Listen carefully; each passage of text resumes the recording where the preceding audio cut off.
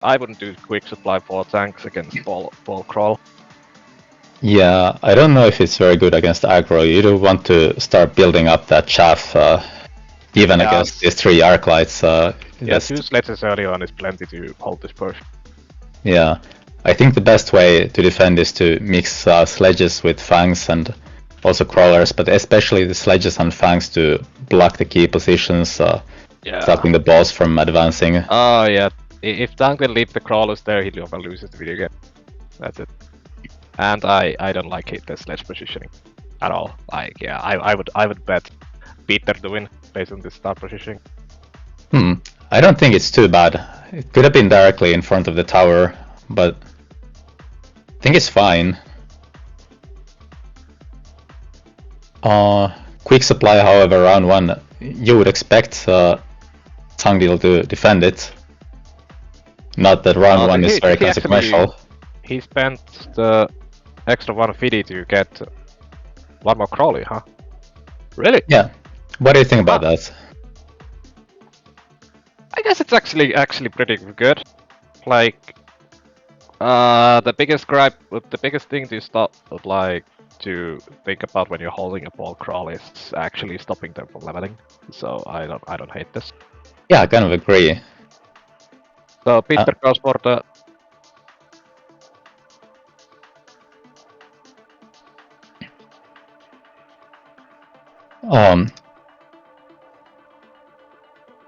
So, just to give a little bit of context for any new viewers or already viewers who are familiar with the Mechabellum scene, this is again a best of 7 show match, part of the MAG1 league, and the idea here is to explore the format. Like, should the games be best of 7s, best of 5s, best of 3s? A lot of players gave feedback that the best of 1s are not necessarily enough to determine who is the better player because of the coin flippiness, the coin flip aspect of this game, the starting specs and all that.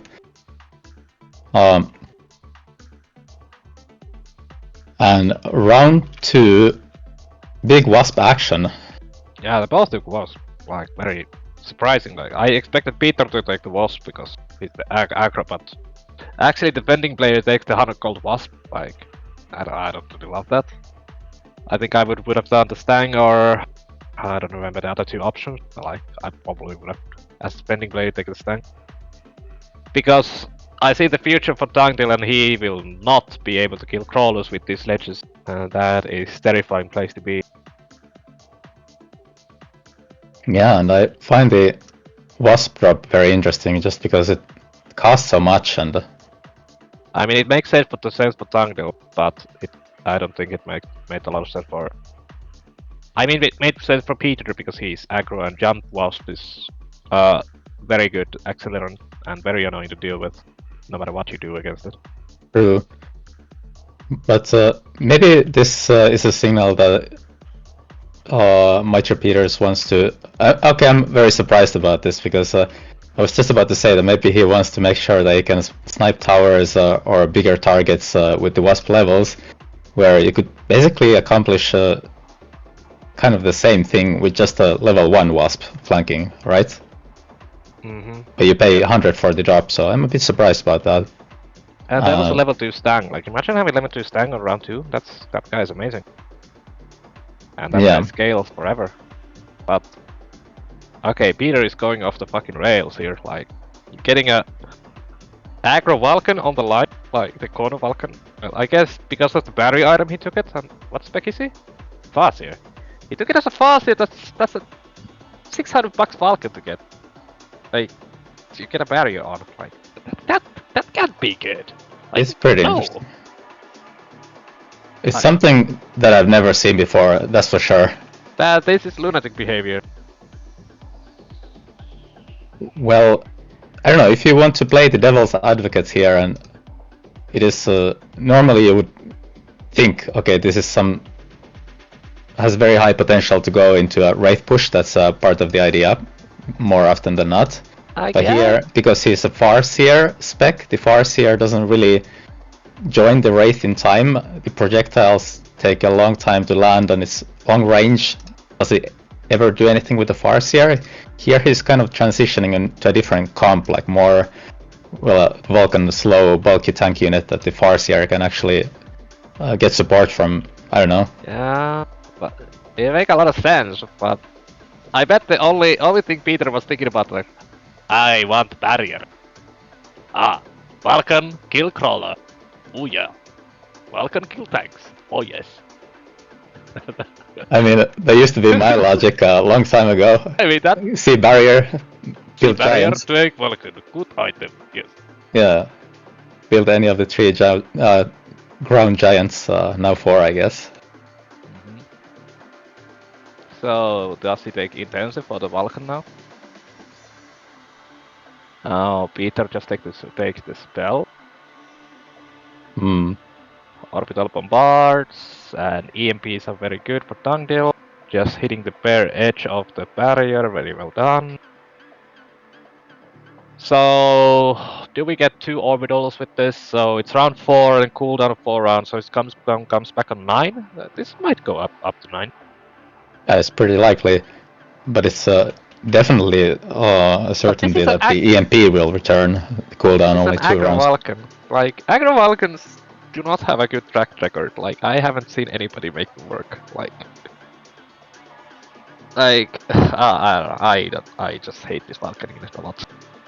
Well, I'm right there with you. I've never seen anybody make it work, but maybe we can learn something new today. It's also the positioning in the corner is pretty wild. I mean, the corner giants are pretty goddamn good. But the Vulcan? I mean, I've never seen this play out. Same logic as like corner fortress or corner war factory. Like, it's pretty hard to get a target lock on when Peter actually adds something in the flanks. Yeah, it cannot be targeted, but the part of the strength of placing units in the corner, like the Wraith steel ball, is that the steel balls, if you beacon them to the tower, that's also the other idea here, or the other part of the coin, that it cannot be targeted so easily because it's pulled away to the sides and to the front. So they have a free access to the tower. But here, what are you gonna do? Beacon the Vulcan and steel balls to the tower? I mean, maybe. I mean, beacon Vulcans? Vulcan Blender? New meta? Yeah. I don't know. I mean, I'm excited to see this. Just again, a reminder, this is the best of 7 show match, but there is money on the line. I believe it was $100. So. Or then Peter is doing the long game, and round 1, like first game, he's trying to be as lunatic as possible, and then Tungdil will underestimate him for the next 6 games, and then he wins. Yeah, that's a spicy plan. But Tungdil does respond with Stormcallers to break this barrier and does steady damage, like very cost efficient damage to these Vulcans. These... I don't really love how close they are to the edge. The storms, they're kind of vulnerable there, but they could have been maybe between the arc and the mark, and they could have been just fine. So there's the Vulcan commit. Yeah, it looked like he doesn't really get out of Vulcans, like he cannot. And there's a plating tank. So Vulcans have to do absolutely 0 damage, so his only damage to kill tanks with is balls and Farseer now. Yeah, imagine having the intensive training now, then could start that's why I also wanted to see intensive training. Like, if you go Vulcans, why don't you take intense so you can get plated? But let's see if there are enough tanks and enough other units to deal with them. There's just that one Farseer and the steel balls, but the Rhino drop is delayed significantly, and if the steel balls get in, there's a realistic chance. It's pretty close. The steel balls are getting in. Look at that. They are connecting to the tower. There's it is. Yeah. That's it. Wow. And now the Vulcans are gonna get experience from leveling, aren't they? This could be the round that kind of turns it around. One of them did. 2. And one is 1.5. But he still doesn't kill tanks at all. Marcia is helping. Yeah. Now only Fangs inside the barrier shooting at the tanks. Still. Well, he can click Scorch and do damage, but that's the second tech already.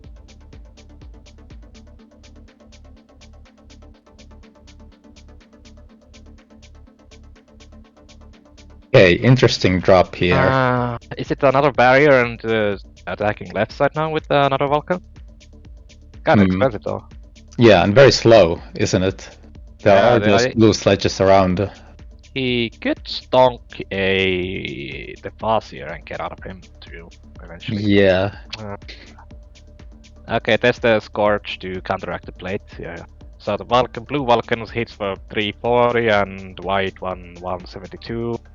So white one against blue tank, it does what 52 damage per scorching, and he did the second barrier play. Yeah, I kind of expected him to. Yeah. But this EMP will hurt a lot. That will turn off the other Vulcan and hit the barrier. But this blue Vulcan on the right for Peter is gonna be very nice. Yeah, cannot be EMP'd inside the barrier. Only the smaller one that is barely doing anything against the blue sledges is getting EMP'd. Yeah, I bet Tungdil is just waiting for a Vulcan response from the unit drops.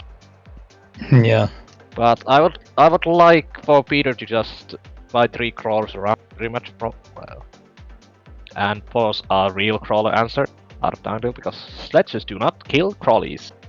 That's true. Nothing on this board kills crawlies right now. But you call it, he's attacking from the other side with the Vulcan. Yeah. It is the Vulcan steel wall beacon to the tower. Wow. That's pretty hilarious. And you doubted him.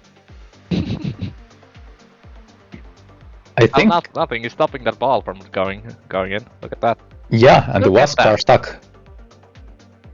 Perfectly placed beacon. Oh, does he get it? Very nice placement. Yep. Oh, hero ball! Vulcan died, and now the debuff is going on, and the level 1 Vulcan is even doing damage to the sledges. Yeah. The blue one is barbecuing everything. There's one more hero ball. Oh, this is so tilting to watch for Tungdil. Oh. Like, this is how I lost to Peter last time. Like, there's fucking random balls everywhere, and they just, one goes into the tower, and then like... Yeah, and I do wonder if, like you were commenting on the sledge positioning at the start of the game, if that was a little bit different, maybe the beacon could have been avoided. That's why we put them in front of towers and not inside the towers. Yeah. Like, the point of the sledge is to catch the sneaky balls. And also, I think the gap on the right-hand side between the blue and the white sledges is too large. Like, the steel balls can easily beacon from the between them. Oh yeah, this sledge positioning is just awful. Like, I would place them like 4 or maximum 5 squares apart from each other. So interesting drop. Also, Peter is going into the boats now. Yeah, he doesn't need to raise because we have like 3 bloody Vulcans double tech. So. Oh wow! Blue wasps. Huh. So he sells a boat and starts to go heavy into wasp. I think he might have blind read. Does he blind read this race? Yeah. He is blind reading the race, actually. Look at that, anti-air. I mean, I guess it made sense. It's a good read, and let's see if it pays off. However... Oh, move, Gordon, let's see if it pays off. Like, I'm thinking about it here. Does it actually work? Does it actually pay off? You need range and AA, I think, to contest the raids. These wasps are... I have lost to the raids so many times with wasps. I click anti-air and be like, yeah, I'm gonna kill these raids. Maybe if the raids... One raid volley hits and he's like, yeah. This unit is shit. But then again, if the volley doesn't hit, if it is being tanked by the steel balls and units inside the barrier, and the wasps connect, it could work out. And if the wasps level and the wraiths don't, next round you can take the range on the wasps, and I think it's a legitimate play. And look at that, the wraiths are falling out of the skies. My wasps don't do that smart. Yeah, they don't have a barrier Vulcan tanking. I think this guy's hacking. I don't know. So, this is actually working. Why is this working? This is illegal. Because I think it's the two barriers. Yeah, it's the two barriers and the corner positioning is very strong, but Yeah. Vulcan's on the line. They're not supposed to work. But imagine if Vulcan had the barrier tech like Force do. Maybe it would place it on the line every time. Don't give Bear like ideas, bro. No. No. Well, no. It's. I think it is thanks to Bear like giving his blessing to Vinny here and gifting those two barriers, and maybe there's more to come. So it was Bear like's own idea, his own blessing. And Lone from Tungdil is feeling the pressure. Yeah, he's one bad round away from losing. Like he could definitely oil to slow down his weak side. I kind of wouldn't hate for Vinny not to use any more money on shield and all the slow and temperance and speed, but maybe he has to do it too. It's a bit of a tricky. Yeah, it's situation. Very shitty position to be in. Like you get spelled and you kind of want to protect your shields, but you don't want to shield against balls because they just suck them off. Yeah. So he does sell the one boat off and goes for one more Vulcan ball combo. I expect it to be the empty spot in the middle left. Oh, it's like very close to the other one. I think this comp looks very interesting and I think it can work. This is like pure lunatic behavior, but... It is, but did you ever try it?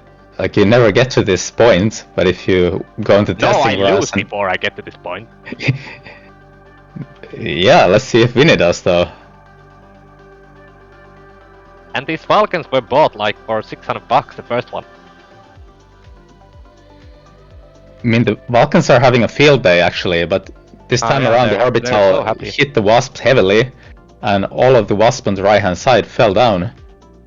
Now this is looking more like normal board behavior. Oh, okay. There is justice in the world again. So there's EMP on something? Oh, Marks have the EMP. Okay. So Tungdil is stabilizing. Is this GG? Not quite. 15 health 15 remaining. Health. Wow. Easy. Maitrepeters using the health. Yeah. Full potential.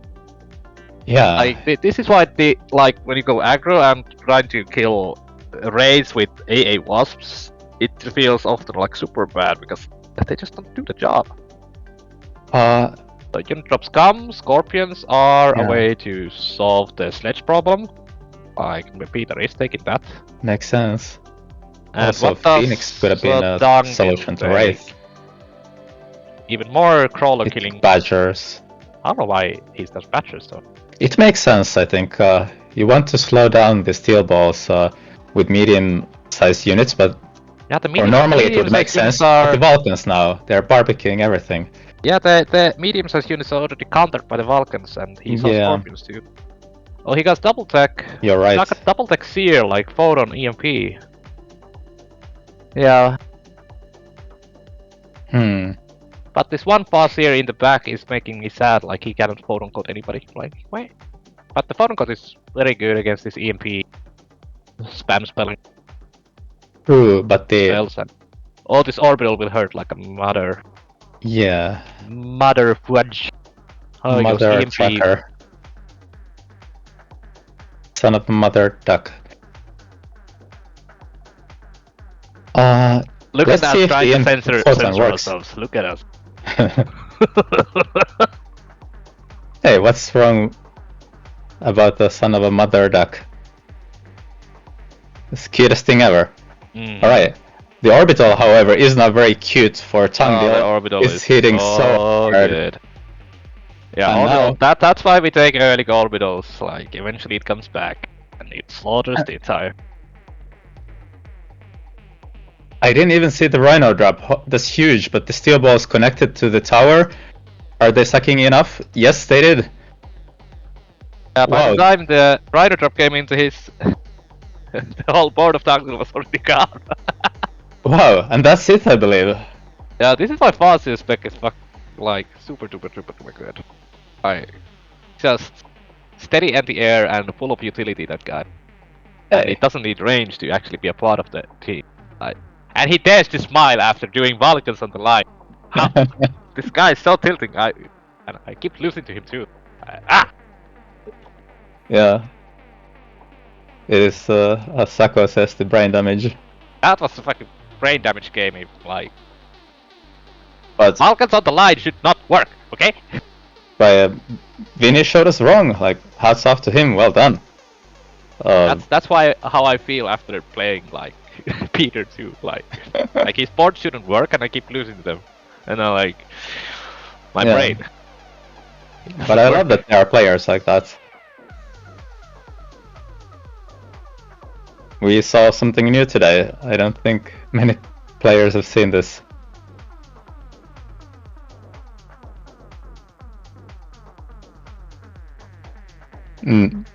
So, do you have any expectations for the second game? Do you think it will be anything similar? I don't know.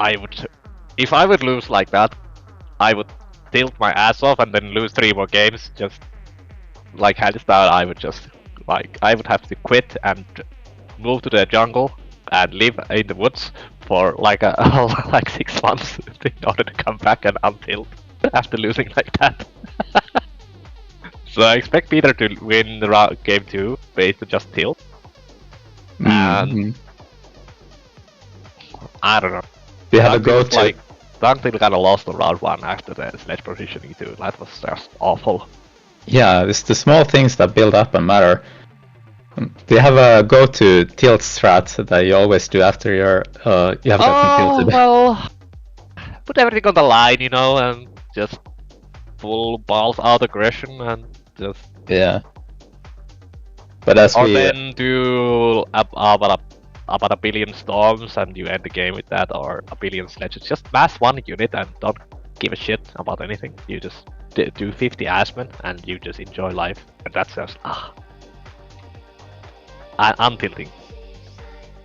So everything on the line. Everything on the line, just go and boom boom boom and ignore defense, ignore everything, ignore logic and just go like... Yeah, I don't think Tungdil will do that as he's a standard player. Maybe he will place everything on the back line. On the back wall? And level his both towers up to 5. Yeah.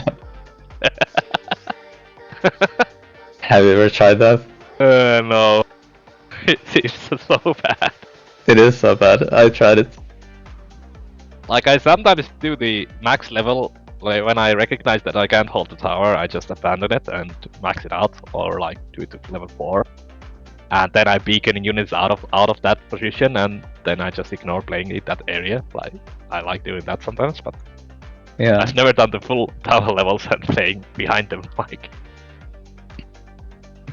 level 5 towers, you see, it's the right move in surprisingly many games. It's pretty interesting. Yeah, it's so annoying when somebody knows the position you do it. It's like, yeah. Like, especially some, like, I remember, like, some Asian players or, like, Conclusion does it. Like, he just starts stacking war factories in one corner, and he beacons them inside his corner and just hangs out there the entire round, and you're like, looking at that and be like, well, I'm so glad I'm attacking. Like, just fuck me. That's definitely an interesting style. Tungdil has absolutely a nice spec to play, like Arc. 3 unit Rhino. I expect Peter to take like Fire Badger to get a free unit. Yeah, Fire Badger looks pretty solid. That's like the only playable one, yeah. The only playable specs right now are pretty much like Econ or 3 units. That's it. Like, all this game is like tempo.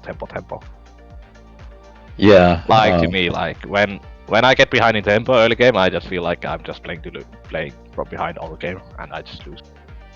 Yeah, I don't know about everything else being absolutely unplayable, but I am there with you that the Econ specs seem to be the best ones, and Fire Badger very solid. I think it's very nice for both aggro and standard.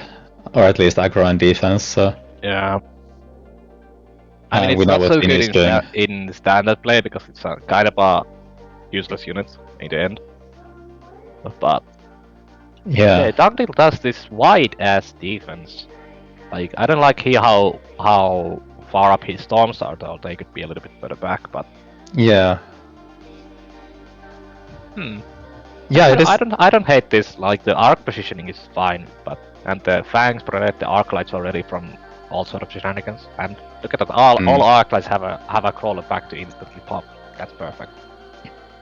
I don't really love going 5 crawlers, up to 5 crawlers on round 1, or for Peter. Like I would have maybe mix up with fangs or Definitely. I would mix just have 2 fangs. or get a couple of marksmen to maybe get a lucky snipe on an arc light or something. I don't know, but 5 crawlers on 1 is a little bit shitty. Yeah. The problem is that they can be countered a little bit too easy, and the crawlers in the front, they're just kind of dying, like running to their death before it starts, right? Yeah. That's why, like, the initial crawler positioning, like the first 3 on the line are, I don't think they're, like, because you can't put them actually on the line because of... Back in my day, you could! In the good old days, but, you know. Oh, Peter got for the Rhino. I expect Tungdil to go for the Rhino too, because he's a Rhino spec. Actually getting 3 Rhino and then another Rhino on 4, it feels so good. Yeah. Already going at 5 arcs. Okay, yeah, I thought the 3 was enough. Did he dig himself a nice arclight hole already? So how does Tungdil use the Rhino in defense? Is he going on the line with it? Or... It's a tough one. Does he just hang out on the helipad? Like, I'd love it to go a flank and be annoying there or something. Yeah, the flank is interesting. It takes a long while for it to do anything though, and part of the fight will already have happened, especially with the aggressive Rhino on the line. Okay, he's back mid, okay. It's an interesting position, and unfortunately it's on the wrong side. Yeah, I often feel like they're kind of useless when defense, like it's better to just have them kind of aggressive spots to beacon them and threaten a tower or something with a defending Rhino. Yeah, it's definitely better. Or just in an flat out aggressive tank position it and force a reaction in the flanks and actually force the attacking player to defend. Yeah. Because even a level 2 tower is not enough to against blue Rhino, you just need like a level 3 and that this guy punches through that too, like, you know, super early time. So considering Tungdil dug himself like a nice arclight hole and he kind of misplaced his Rhino, I'd put the game for Maitrepeters, but and I feel like the Rhino just comes 1 round too late nowadays. Like round 4 is way too late to get this Rhino. Like the other specs get them on 2 and 3. Like you get a sniper or you get this fire patcher on 2 or boss here on 3 and stuff. This guy needs to be buffed back again, I think. It's very interesting. When it got nerfed, that time was well, it was such a long time ago. There was no other crazy econ. It was the best, used to be the best starting specialist, the Rhino specialist. And wasn't it nerfed twice or just once? Did it appear on round 2? Maybe I'm crazy, but definitely on round 3. 2. I don't think it was ever on 2.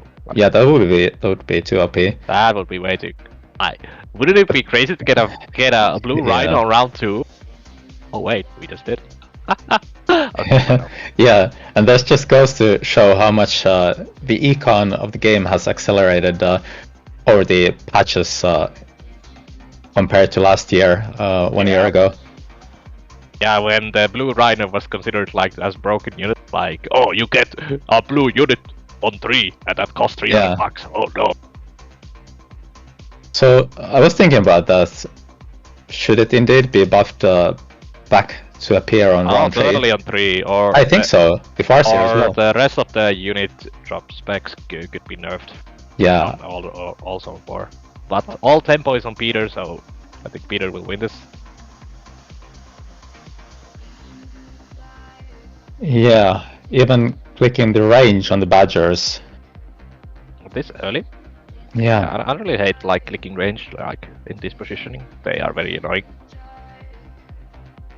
The nice thing is that there are not many units that the Badgers can get stuck on. It's only Fangs and Arclights, and there's a Rhino somewhere in the middle of nowhere, but he's attacking from so many angles that the range on the Badgers gets pretty huge value. Mm-hmm. And now Tungdil is flanking actually with the spawn Rhino like that. And early charge shot on Phoenix. Okay. I wonder if Peter will counter that with port AA eventually. Like committing Phoenix as early is bloody terrifying to me. Because you can always get port AA and then you feel bad about the video game. Yeah, hard to click the energy shield. You can never outrange the force. And I don't know, what can you do? Is it gonna be Fort AA and counter that with a factory AM? I guess so. Or then you just ignore the Fort AA and just pray that the Phoenixes do enough to the Phoenixes pops up at least something. But I really like the shallow flanks out of Matt Peter, like the two Badgers on the flanks. They widen his arc a lot, and that's very hard to deal with. And with the range, the chaff has already evaporated. Yes, sir. I'm kind of disagreeing with you about the Rhino flank, though. I don't like the level 2 Rhino flank. It's a big commitment and it's very slow. And I mean, it still pulls crawlies and is eventual headache to deal with. And the good thing is it would detonate the missile. Yeah, that's when you write in the public chat and be like -50. Yeah, you gotta count to -50s. That's a heavy load of damage. Yeah, the charge shot Phoenix did its job actually.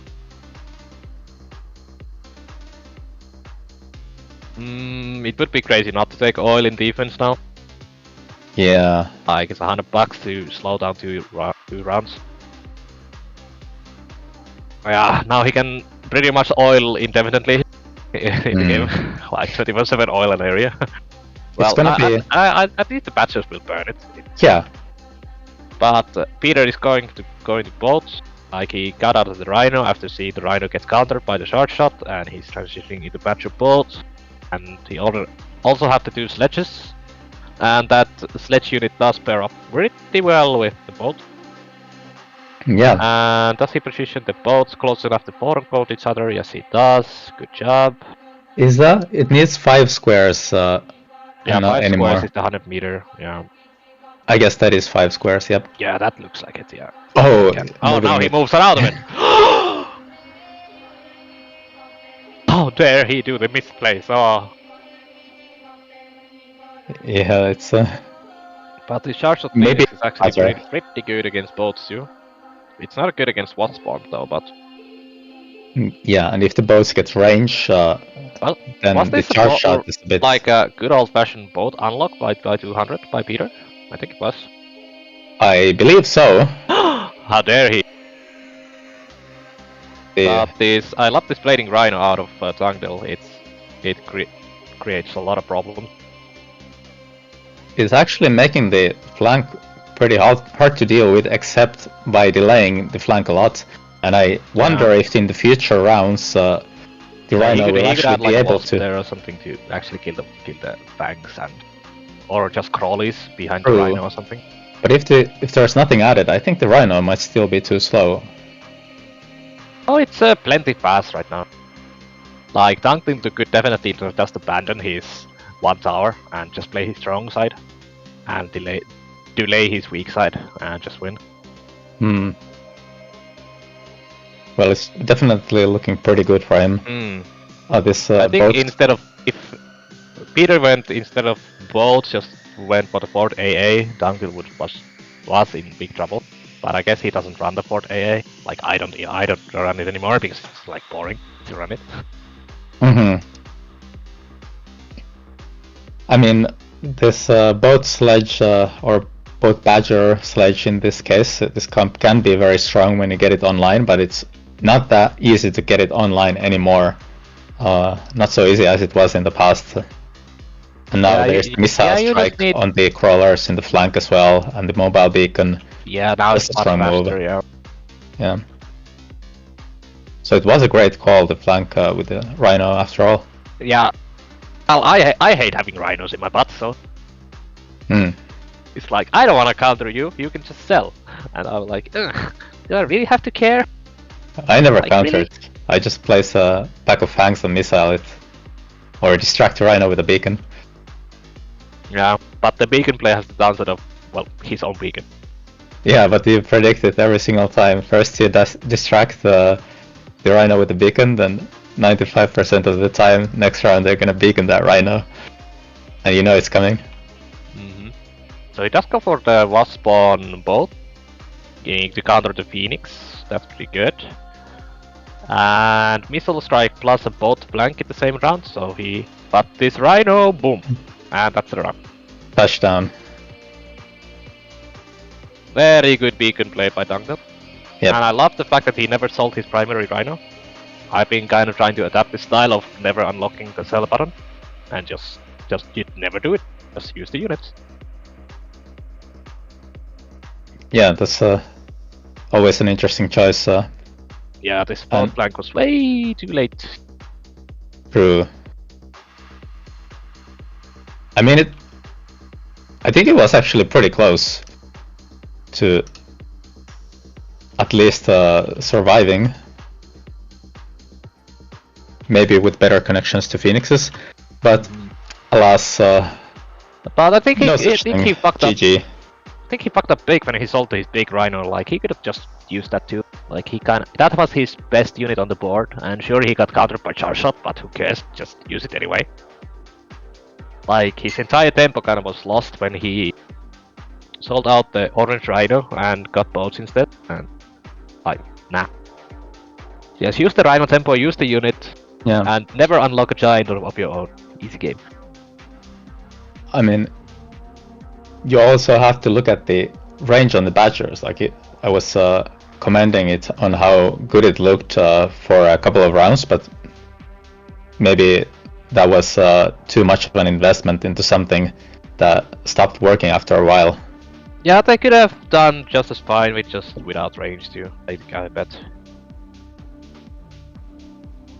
In any case, we're headed to the third game of the best of 7 show match in MAG1.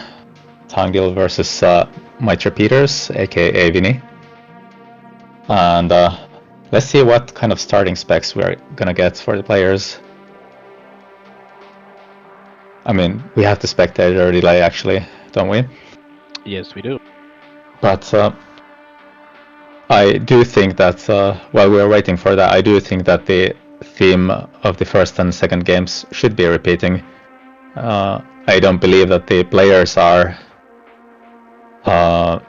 adapting on the fly so much, changing their fundamental playstyle. Is it aggro or is it standard? Yeah, I don't really see Peter playing standard. And I don't see Tungdil playing aggro, so it's the same. One side defends, one side doesn't. Yeah. I wonder if they've ever tried. Oh, I bet they have. Like, I bet Maitrepeters was a standard player and then he lost his mind and then became an aggro player, like me. Yeah, I feel like everybody. I'm on the other side of the spectrum now. Standard player, right? I started standard, then I got fucking bored, and then I became an aggro player for a year, and now the aggro player gets punished by casino roulette and RNG so much, I became a standard player again. So it just comes and goes like that. Yeah. I really love the idea of just adapting on the fly based on your starting packs. It does have the two downsides of not getting enough practice in one style. Or just play Mega 18 hours a day and then get enough practice. Yeah, true. What? You don't play 18 hours a day? Skill issue. Skill issue? Just don't have a practice issue. Yeah, but even if you do that, there is the other downside of not having your text tailored to the correct playstyle. Yeah, that's the bad part. Like, I would love to have Assault Marksman on, but I cannot fit it because I need all the rest to play standard with. And like, oh, speed spec crawler ball for Tungdil? Oh no, never mind. He's not gonna take that. I bet he takes Patcher. Like Patcher Spider is not that horrible to hold the push button. He's a standard Andy, so makes sense. See Stormcaller pack, pick it, and go for the Phoenix carry. Stormfang is terrible. It is. It's just. Or I don't know. It's not necessarily terrible, but it's very coin flippy. Like I think it gets hard countered by so many things. It's so weak against quick supply. I would argue that like even quick supply tarantulas. Sure, you have storms. People say it counters spiders, but no, I think you're gonna get wrecked. Likewise, it is actually. The Stormfang is one of the strong matchups of some Mustang packs, I would say. Quick supply Mustangs, there's no way to win it. Same story. Or Steel Ball, Wraith pushes, not the greatest. Yeah. But Vinny did take Crawler Storm, which is a bit surprising for aggro, but it has been a style more prominent in the past. So Tungdil does the same sort of defense setup as before, like, is that Seducer in front of the tower and a little bit outside storms? Alright. I don't mind. Peter is continuing down the lunatic behavior and putting storms on the line, on the edges. Yeah. I actually don't hate that. But my own personal experience with Stormcallers is that they are not an aggro unit. Same. They used to be nice though. Yeah, you used to be able to put them on the line and in the tick formation, the classic tick storm, but yeah. Not anymore. The T-storm on the line, and if your opponent don't place anything in front of the towers, they lose the tower. Yeah, and then you emote the fuck out of him and be like, hey, I'm so good at the video game. Yeah, minus tower. The interesting thing though is that I don't know if it was the 2-square nerf that made the storms on the line unviable. I think it was the addition of new units and the accelerated econ, like the Wraith, having the ability to click a Wraith into a Stormcaller player, much more relevant than the 2-square nerf. For any of those who don't know, it used to be so that in the round 1 you could place exactly on the middle line, but they changed it maybe out of sheer hatred towards aggro players. We have the 2 squares that we cannot place on in round 1. That is one of the dumbest changes in the video game. But it is what it is. Do you think it was actually just for that very reason that you couldn't play Stormcallers to snipe power round 1? I don't know, I guess it's just out of spite against aggro players just to annoy them. I think it might have been because of the storms, because it's not a very fun thing to happen on round 1 if you're a new player. I say this like boo fucking who. Then the 2 Stormcallers are in a fucking horrible position, and if you lose any more towers to it, you suck at the video game. Yeah, I agree. That's my takeaway from it. But Peter does a very annoying beacon crawler trick to distract the whole right side of Tungdil. Yeah. So again, Peter's opener is complete lunacy, and I expect it to not work, but I was proven wrong in game 1. Yeah, and the beacon is very nice. Look at that. That is so annoying.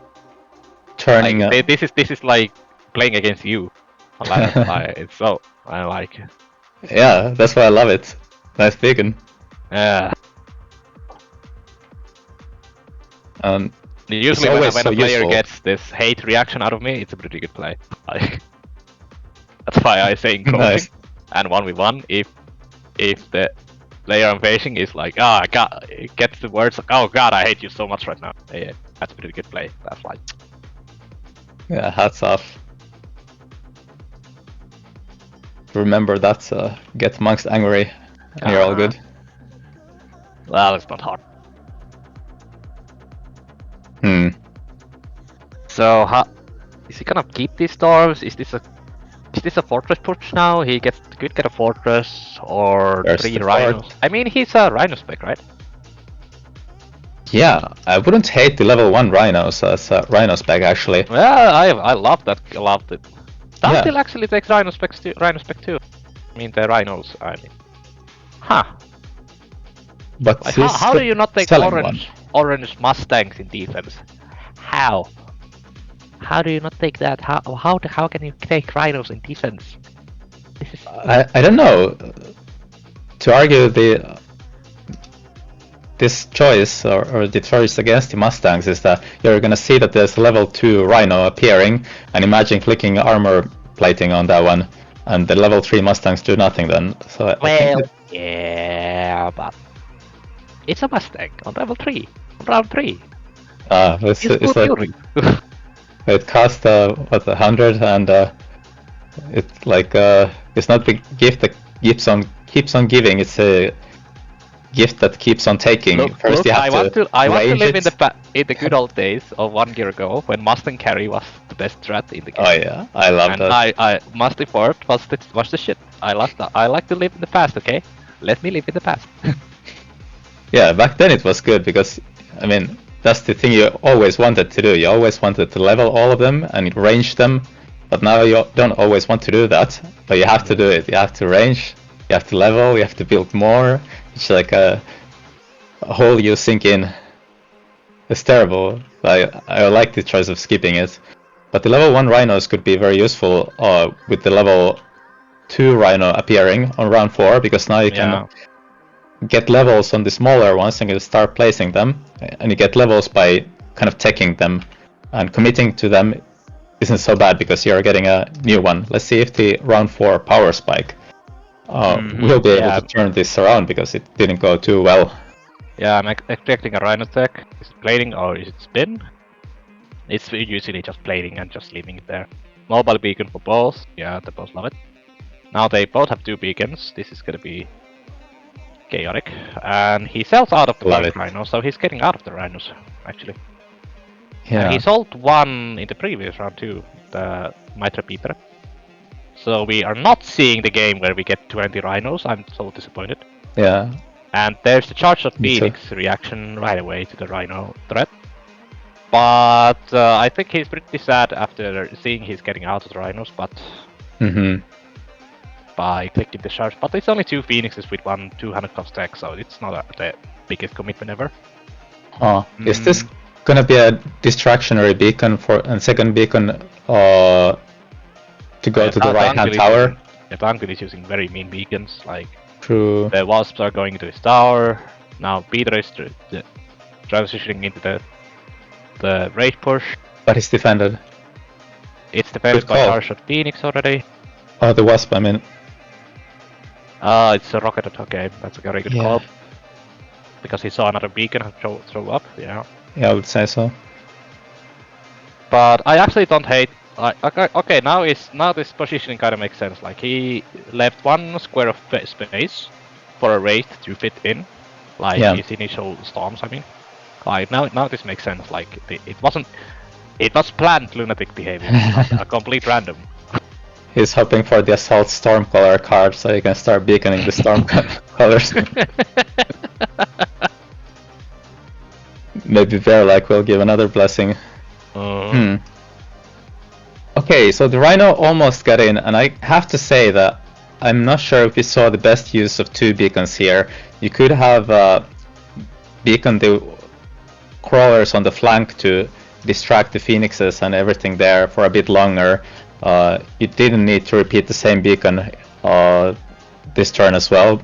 Yeah. Yeah, but Tungdil used the 2 beacons very well though. Yeah. To great success. Heavy round loss for Vinny. This feels kinda bad.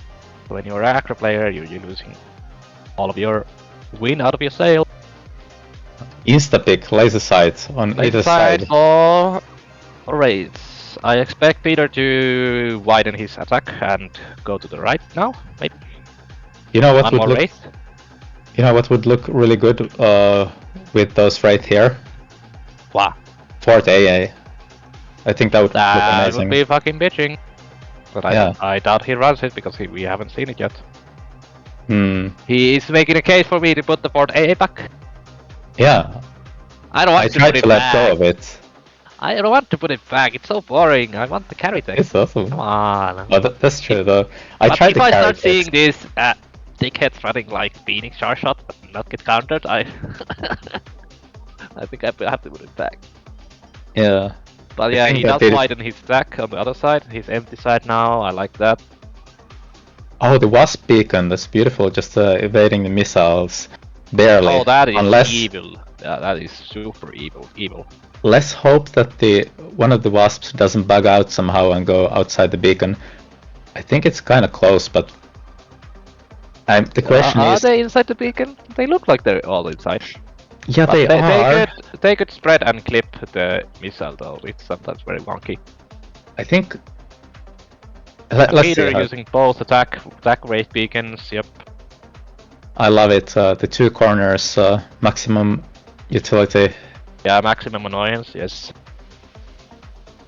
So the wasps, you the Wasps rocket are gonna get his... What, or are Oh, they're going to the tower! Oh, Tungdil is a perfect. fucking champion. He's Yeah, the smartest that's player champion alive. And the laser wraith was looking kinda strong for a second, but the debuff happened and then an armada of Phoenix just shooting them down. No chance. Yeah, I don't know about these stack storms, bro. I haven't seen them do anything. Mm-hmm. I mean, they're blue, and they're kinda hitting, but... No. Just attack position storms, it's just... No. Okay, we see Assault Scorpion, still no Assault Stormcaller, but about real picks here, I think Redeploy looks amazing as always. Absolutely amazing for attack player. Also for the defender. Better for the attacker, I would say, but yes, sir. You do want to pick that defender in oh, I love this plating of the rhinos for Tungdil now. They are very, very tanky against these. Like, what is supposed to kill a rhino on Peter's side? Those Assault Stormcallers we're waiting for. Ugh. That's like, ugh. Brother, ugh. Yeah, this game looked very, very weak from Peter. Like, not gonna lie, like this attack storm is like this is like classic case of cooking way too much. Like, surely I can put storms on the line and attack with this. Like, then you're like, what am I doing with my life? Like, no. Yeah, it used to be nice, but just it is too slow. Both in terms of the econ having been accelerated too quickly and the storms not getting in. I mean, he's trying to make it work with the beacon. This looks funny, but... Yeah. Tungdil, however, is using the beacon so well. Yeah, one defending crawler beacon and one attempt at sniping the tower. Yes, sir. But he fucked up because he took the entire pack of crawlers and didn't leave the front out of it, and that's a slight boo-boo. So he does defend against the Wasp shenanigans, and his strong side is pushing in quite strong now. The Wasps are enough to tank the Phoenixes for a round. Yeah. So Peter will live one more round. Yep. He did amazing with the Wasps. It was what he had to do to stay alive, though. Yes, sir. And was it what he needed to do to win? Is also loading. That's true. Both players are. So this is a very big power spike for Rage too, because they both get level 2s. And is this a go-to to click 8 gun now? Maybe? Maybe. Maybe. Do you think Tungdil needs to get the Mustangs here against the Wasp? Or he definitely needs a Wasp answer. And there's a Fortress AA. Yeah, but is that enough? Or it could be Melter, Multi-Beam, or actually just Typhoons, like tanky guys. But here the Stormcallers are pretty good against this Typhoon defense. But if Tungdil just invest in a single AM, like on the tower for example, that's just plenty. So he does do a Typhoon to kill all the Wasps. Yes, sir. That's very that's leaning into the drops. That's exactly how you need to play. Mustangs would kind of get countered by the Wraith. And Peter does add his own Phoenixes to have the single target damage he's desperately needing, I guess. Yeah. True. Those are actually going to be useful. Sort of useful against the Typhoons, but will it be enough? I don't know. Yeah, but Tungdil is playing a pretty clean ass defense, not gonna lie. Yeah, good stuff from him. The same crawler beacon and another attempt at poking. I kind of like the Rhino wasp thing now. Doing a Rhino flank, nice. Yeah, I like it with the wasps there. Oh, this beautiful Phoenix didn't turn around. Oh, this is so distracting. Like, look at all these crawlies coming back. Yeah. Oh, this is so painful for Peter. All his late chaff is now giga late to the party and not in the fight. And also dead. And all his wasps are gone to this AA Typhoon. That's beautiful. Storm's desperately trying to shoot at something, but not having any. This attack storms and shooting at the same fang because they're so close to each other. I get the assault storm, like the storm call, but if you're gonna do it, just widen do some one on the left and one on the right, and not like this.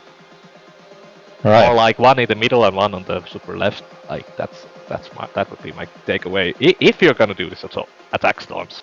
Yeah, they were countered perfectly, and that's GG. That's 2-1. That is 2-1 for Tungdil. Yeah. Tungdil could be looking out to close this best of 7 in just 2 more games. That is how best of 7 works, yes sir. It is, but do you think it's realistic? Yeah. I think, well, that game was just a flat out kind of like shit from Peter from round 1. Like, taking storms and trying to attack with it is like, nah. Yeah.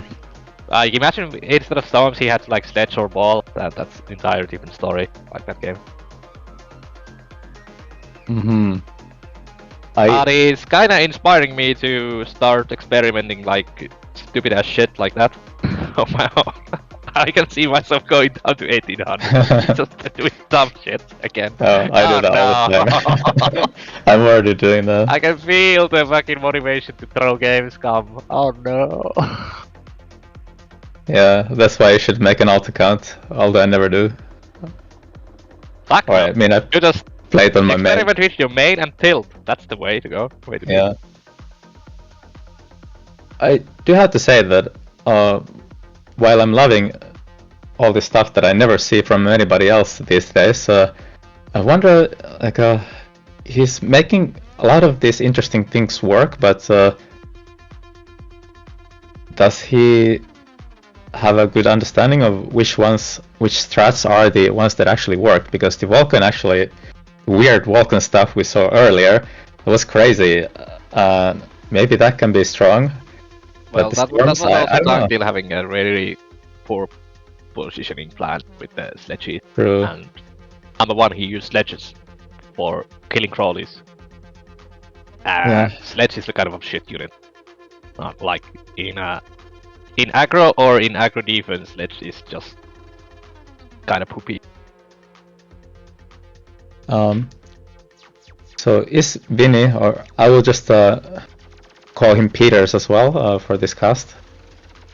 Is Peters doing this experimental strats for the sake of being experimental? Because I know he's a great player, like he's really smart, but I do wonder. Maybe he would be better off trying more typical aggro stuff. Not sure. Let's see. I mean, now like he has a very good spec, like Saber, Arc Ball. That's extremely strong to actually attack with. Like that's super good. And I expect Tungdil to take the Farseer spec. Like Farseer, Sledge, Fang is super good. Yep, they take. You made the right calls.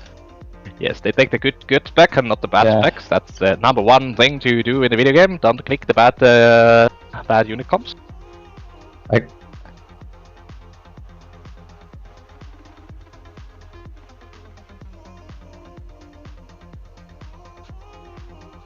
Okay, so it seems to be a similar trend, balls on the line, but is it going to be asymmetrical again, as we saw on the first game? Okay. I think it will. Did the chat go off? Do you see it? Did I?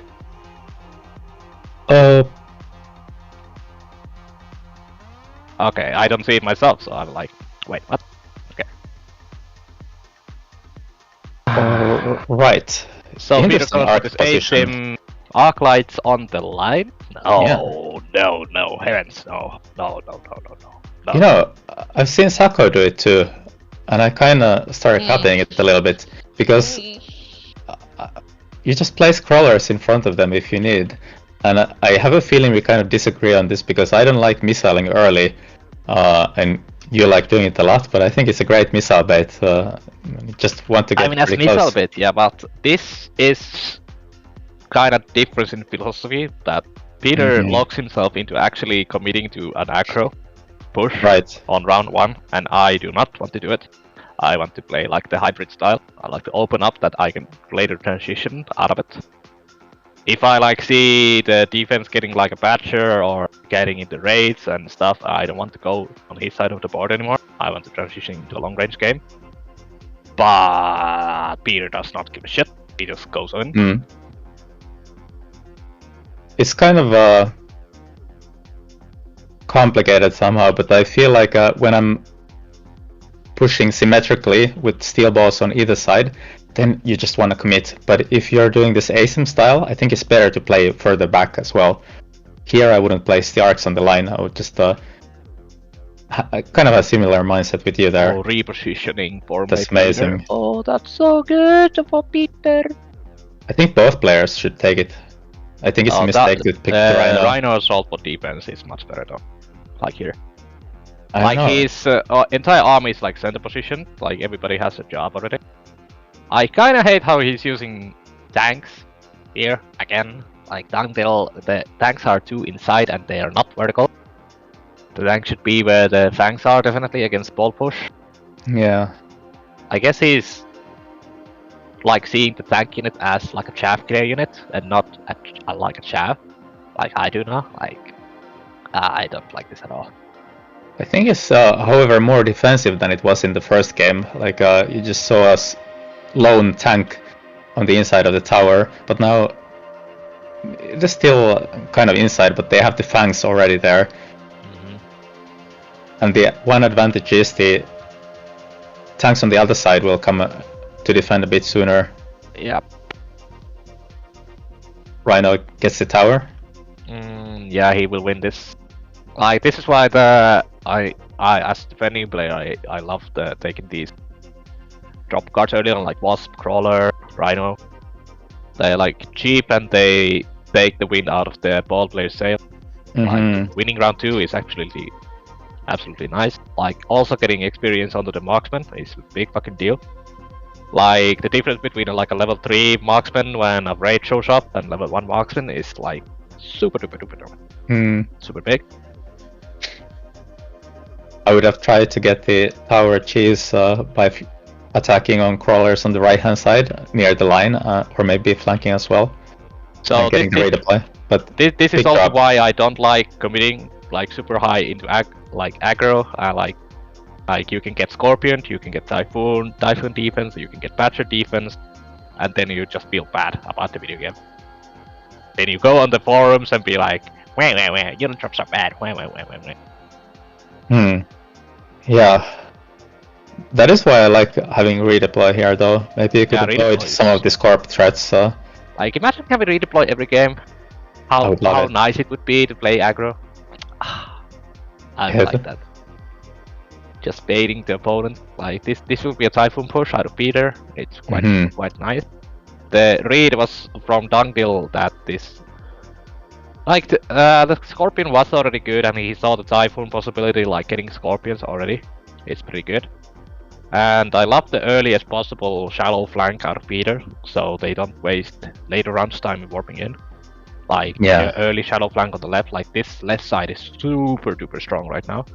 And this also counters the possible oils that will come, like Like, if reposition wasn't in the play and Tungdil would oil like the ASIM side, like here, like Peter wouldn't have to. Peter couldn't play the game anymore, like at all.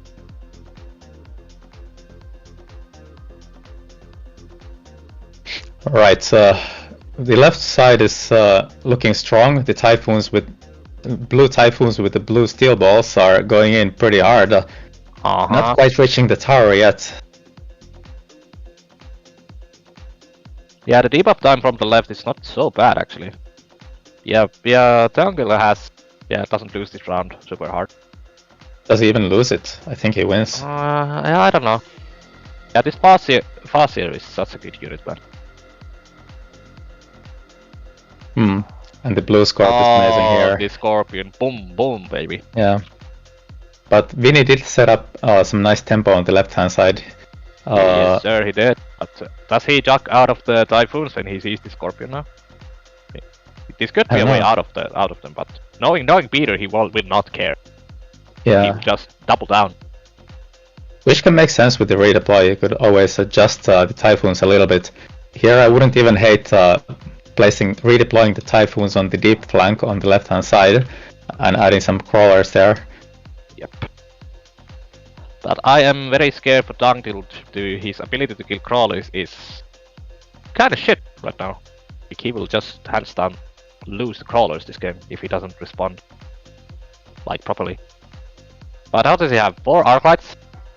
Yeah. Tanks, like going late game, that shit is just not enough. He will lose hard to lose crawler.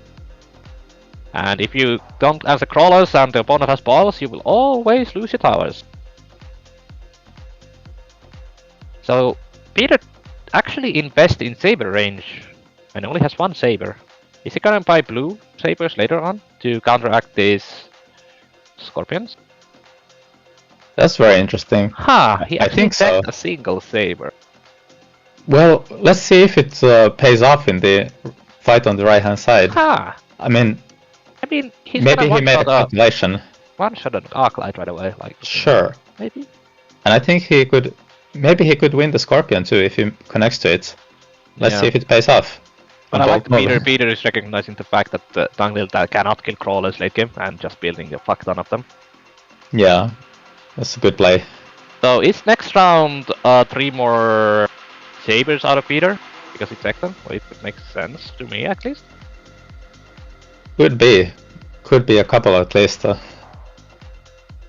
And the saber almost got the Scorp, but not quite. Close but no cigar.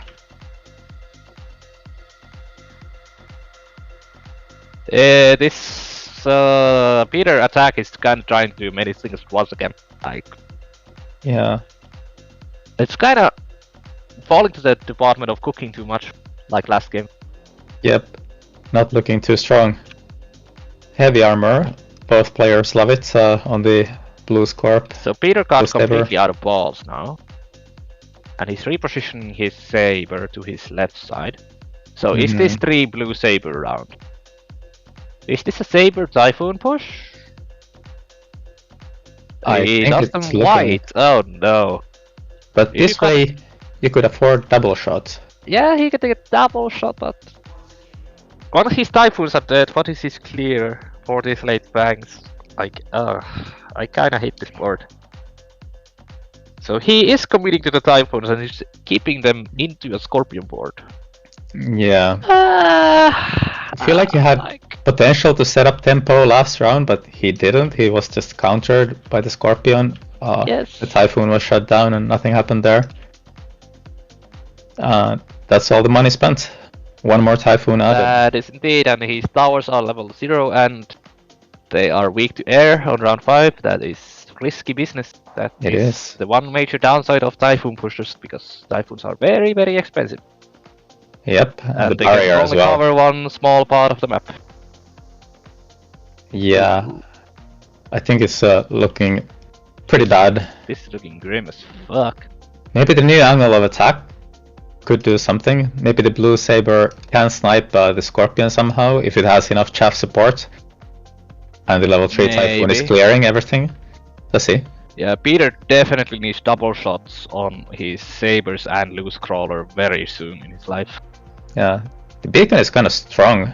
Like this, and the level saber 3, connected. level 3 Wow. Typhoon is actually doing a lot of work. The level 2 saber is soloing the Scorpion. Yeah, really good. it was a draw, but that was a surprisingly good round from Peters. Yeah, he lives and he didn't loan. That's the important part. And his sabers do get levels now.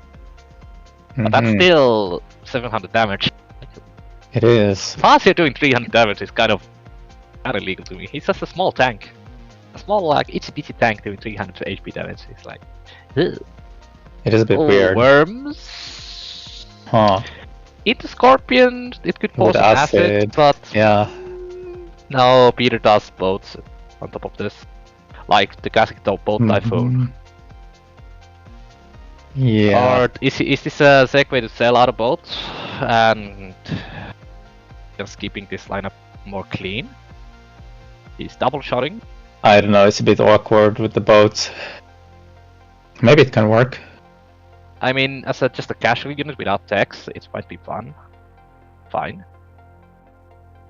And more crawlies, and please click loose, please. Yeah. Sir, please click loose. Is there money? Click loose. As something has been already sold. Cannot click it. What on earth did he sell? An Arclight? Oh, good heavens. Oh, good heavens, Lord Almighty, you sold an Arclight. You could have sold the boat and get loose. Ooh. Oh. I wonder if it might have worked. Like, what does the level 2 boat do here, really, that the Saber couldn't do? Well, nothing. Yeah. Boat without text is very shit as a unit. It's just... True, but maybe he thought that he needs to take a risk and saw more long-term potential in the boats, even though yes, but he already has this, he has his clear unit and he has his carry unit in the Sabers, so he doesn't really need another unit in this. Yeah, I mean the Sabers are awesome, but they don't really... They stop scaling at later rounds, I think, especially if there are, I don't know, some melters with EMB, Fang Shields. Well, Fang Shield doesn't do much here, but I don't know. I think like maybe he thought that bots have long-term potential where the Sabers don't. But he's just dying here. This is my experience too when I actually commit into Sabers. That'd be like, why do I have this unit on my board? I could have Fortress right now. It's just a bad Fortress. Ugh. So Tungdil does beat his ass. Like very strong defense again. Maitrepeters cooking again too much. That's very sad. Yeah, GG, well played by Tungdil. So it's good hold. 3-1 in our best of 7 match here. And the players have requested a 5-minute break. So I think we're gonna have a 5-minute break as well. Yes. Or this is your opportunity to showcase your beatboxing skills for 5 minutes. You feel free to show yours.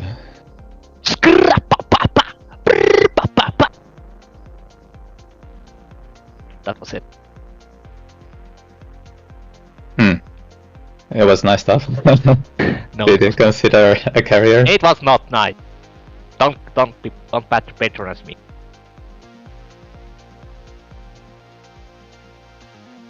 Okay, so I'll go and make coffee while I wait. Sounds good. Okay. So see you guys in just a quick few minutes.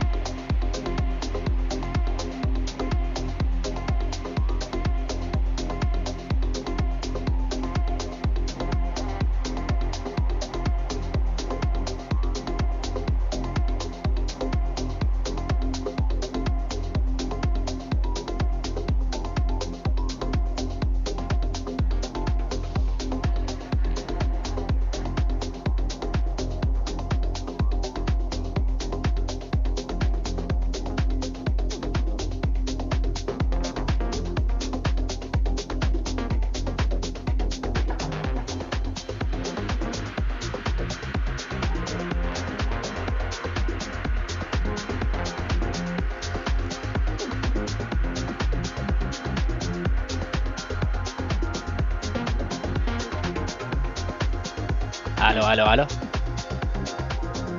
Hello, welcome back. So we are waiting for the game number 5 of the MAG1 show match between Tungdil and Maitrepeters to begin. And Tungdil is currently leading 3-1 with a very convincing performance, I would say. Yes, sir. What are your thoughts going into the next game? I hope Peter will just, not try so hard. Like when he kind of picks 2 units that he actually built, so it looks way better. And I don't know if he's experimenting too hard or just sees this as practice or something. But yeah, again, a reminder. Very experimental stuff coming from like the past few games. True. Yeah, a reminder that this is a show match for $100 US, so there is something on the line. $100. Yeah. But you never know if that is enough to motivate the players to, I don't know, stop experimenting and try their absolute best. But I still think that if there's money on the line, you're gonna try. So it has been interesting to see what sort of strats Peters brings out when it comes to a money match. Who knows? I mean, yeah, go ahead. Well, the raid push is pretty like. Well, if I face Peter, that's what I'm afraid of, the raid push out of him. Yeah, Other true. than that, I don't know. Like, he's been very cooked. Like he likes to cook, that's for sure, and I like that. Yeah, the Balkans definitely cooked in game number 1. They cooked everything. They cooked the whole team of the tournament. Ha ha ha! It was a barbecue. Very good humor, man. Yeah, thank you. Almost as good humor as the performance of Tungdil. Like, well, that's making it sound like he's playing kind of bad because my humor isn't all that great, but yeah, both these guys. What are they doing? Well, no, he's doing something good. Germans are known for their sense of humor, right? Come again? Germans are known for their sense of humor, right? Ah, true. Yeah, precision engineered humor. Right, so looks like we are ready to go. Players are readying up. This could be the last match to finish off the series. 3-1 again, Tungdil is leading. Who knows, maybe Peters will bring back his good form, do a strong Wraith push, and Tungdil could be in trouble. You never know. I'm excited to see it in any case. Yeah, you never know what sort of Peters we see. He's kind of like Sarah, like when Sarah is on point, he looks unbeatable, but then he goes to the second game and does some dumbass shit and loses to an 1800, and then like, well, what the hell? What was that? Yeah, sometimes it does go like that. I feel like sometimes I'm a similar kind of player myself. Oh yeah, it's like when you get into the stupid mood, you can't stop. It's like, alright. True. I just do 6 worms on the line and beacon them to the tower. Pew! Let's see what happens. Pew! Didn't work. I lost to acid. Ha! This unit sucks. Ah, cool. I think to me it seems like Peters decided early on what kind of strat to do based on the choices that he was presented with. Like you saw him stick to the Stormcallers in the push in the third game, I believe it was. And the first game, you see a barrier, you take Vulcans, and you do a crazy Vulcan push that I've never seen before. So yes, sir. Maybe if he gets the right thing and commits to that, I think his aggro tactics are very amazing a lot of the time. Yeah. Well, if you just choose one thing to do in round 1 and then commit to it and then get everything you need from the RNG of the game to support it. Yeah. Yeah, it's very strong. But what do you do then when the RNG doesn't support you? You look like a fool. True. But we have 10 seconds, so I don't know, we are a bit out of sync perhaps, but a few seconds before we see the starting specs. 3. I think we're... Great. Alright. Peter gets Typhoon Storm, that might be his aggro pack, or... He could even take Elite here.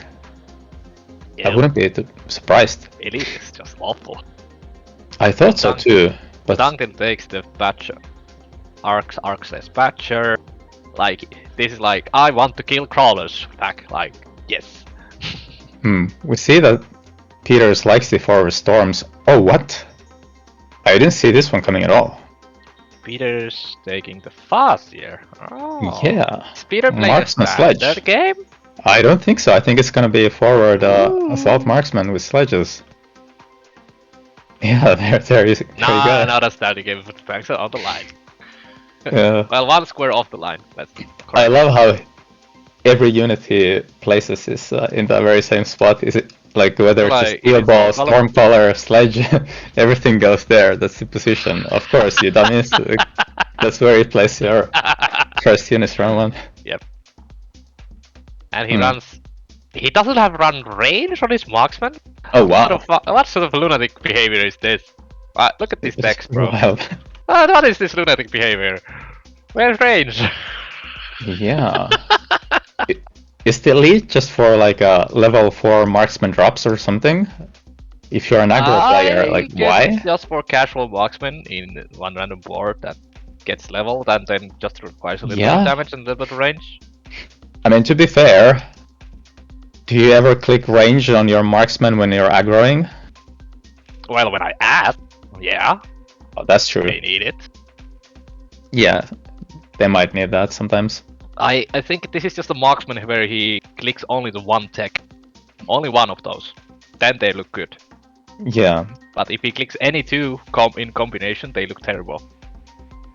That's I think that's some point. It's a good insight there. Well, slight wind round 1.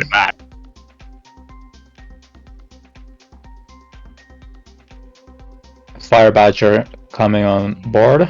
Let's see where it's placed. And insta-pick on the ball. Like the blue balls around 2 are absolutely terrifying. Like, they are so strong. But they're faced up against the wasps unless the deployment is changed here. It looks like Peters is trying to do a pull on the right hand side flank and running with the steel balls. But let's see if he sticks to that one. Love this level 2 wasp and 2. Yeah. I feel like it's weird. And more fangs actually bought and put even on the flank on Peters. Huh? I'm getting jump already to get the extra movement speed for Tungdil. Alright. I kinda hate this bang flank out of here. Like, that could have just been a crawler. Now he runs the risk of getting replicated on the flank. And it does they lose to the crawlers. Yep, they do. I think it's much weaker. Yes, sir. I used to do that a long time ago when it was quite popular to do this Arclight fang and even Phoenix flank sometimes. Yeah, but the Arclight fang just loses to one replicate crawler, so it's pretty bad. Yeah, it's so bad. Emphasis on I used to do it yes, 1 year ago. Used to be bad. I guess you could make the case that the crawlers can also get replicated, although they can counter-replicate, but... Yeah! And the fangs are kind of pulling for a longer duration if they are slower moving units, but I don't know, it's very weird. Deployment module, maybe... Supply spec. I think the supply spec is one of the worst cards in the game, though. Deployment module for Peter, is it deployment module for the ball? Yes, sir. And there's the counter crawler already for the fang. Yeah. So note the 3 square off the fang. So he can still put a Rhinoceros or a Wraith in between the crawler and the fang. And actually clicking Mustangs. Voluntarily clicking Mustangs. Huh.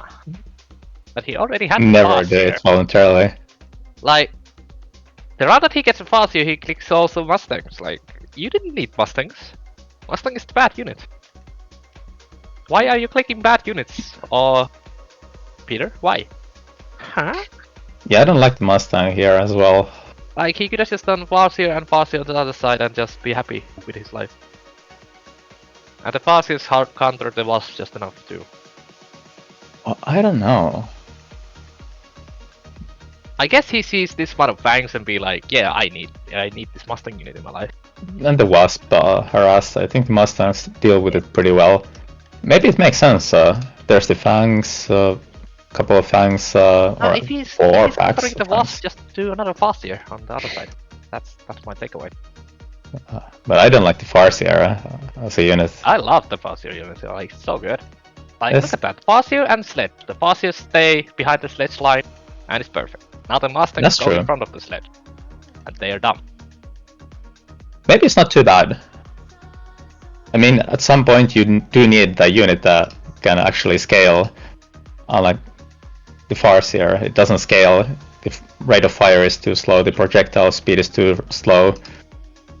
So maybe it's good. I mean, he's winning the round very nicely. Now you're making me look bad. Now the Mustangs are winning, and now I look bad. That's not allowed, sir. Oh, it happens all the time in this game. Like, you see a scenario and then like, you actually see it play out and you're completely wrong, and it's like, am I supposed to be good at this game? What just happened? Then you look in the mirror and be like, what is wrong with me? Yeah.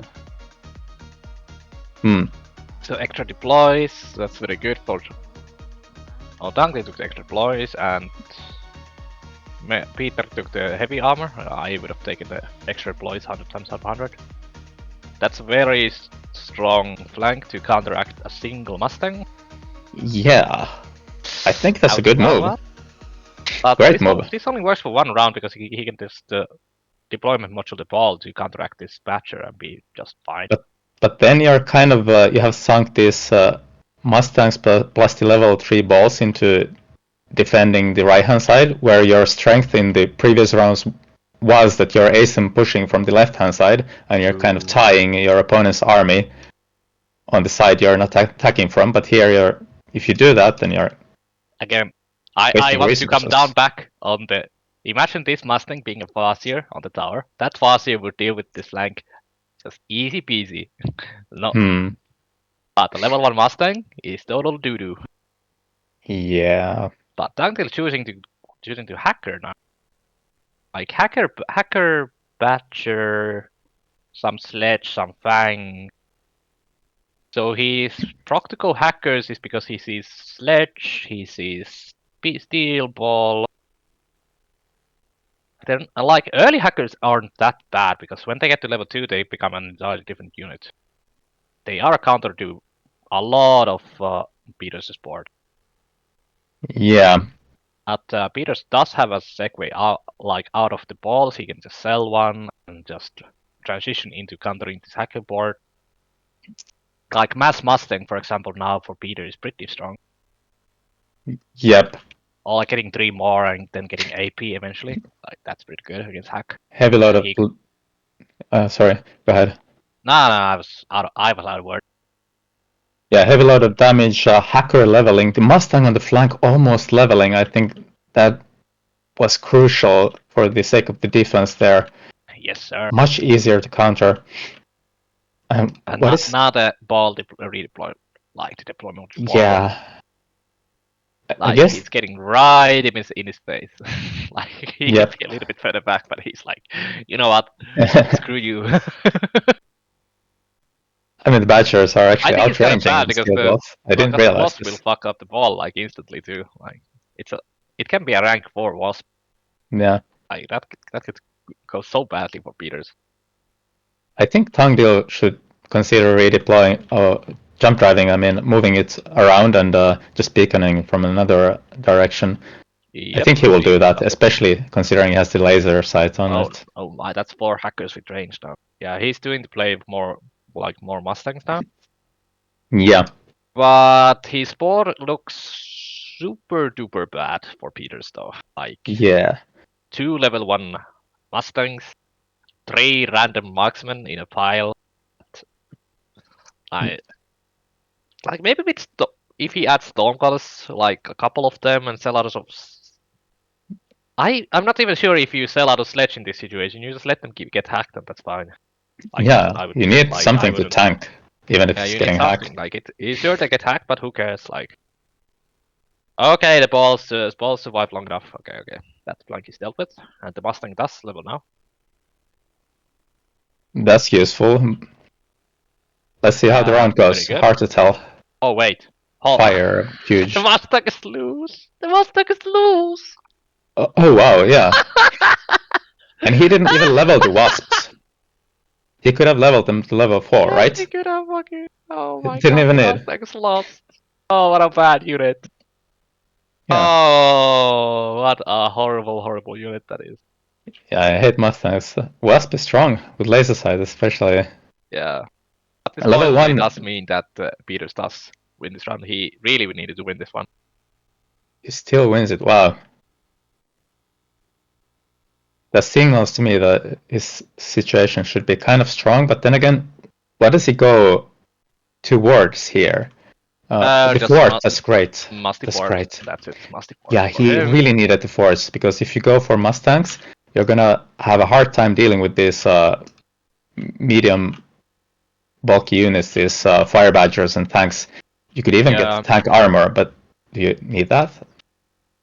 And now it doesn't work that well, because you have the forts to block units from getting hacked, clear out the tanks, and protect your Mustangs. There's the classic fort stand comp we're gonna see. The classic Ooga Booga. True.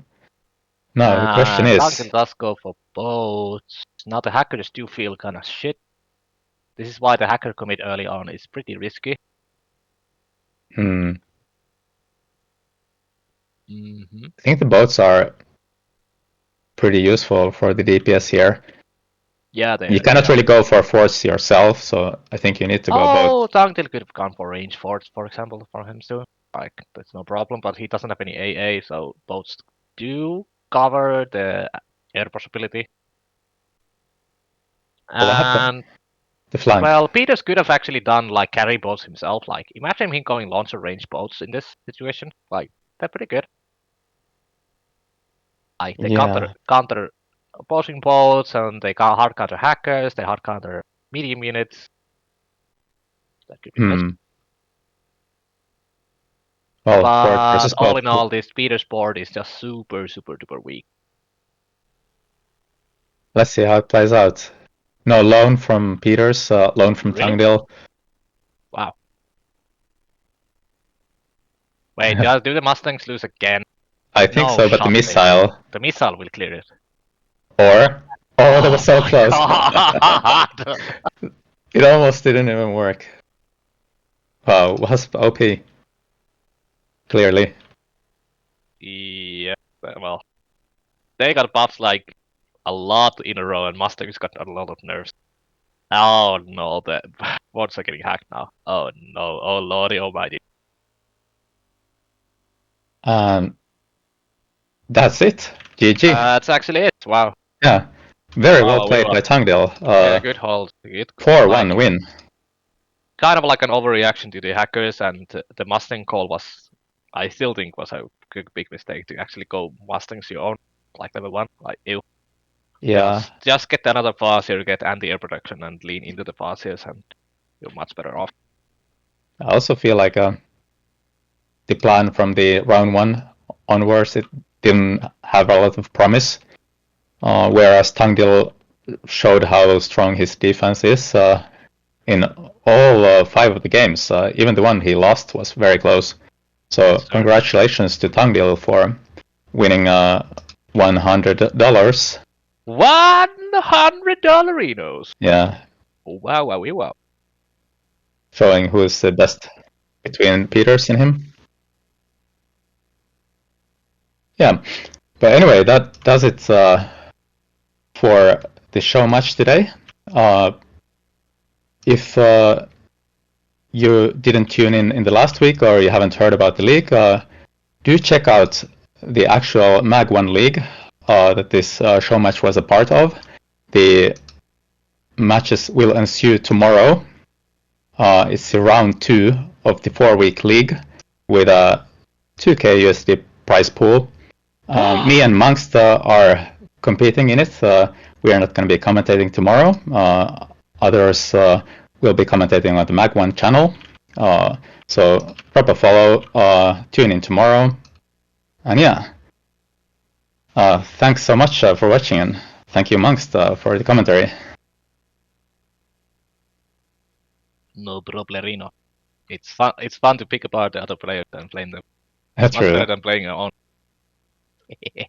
Yeah.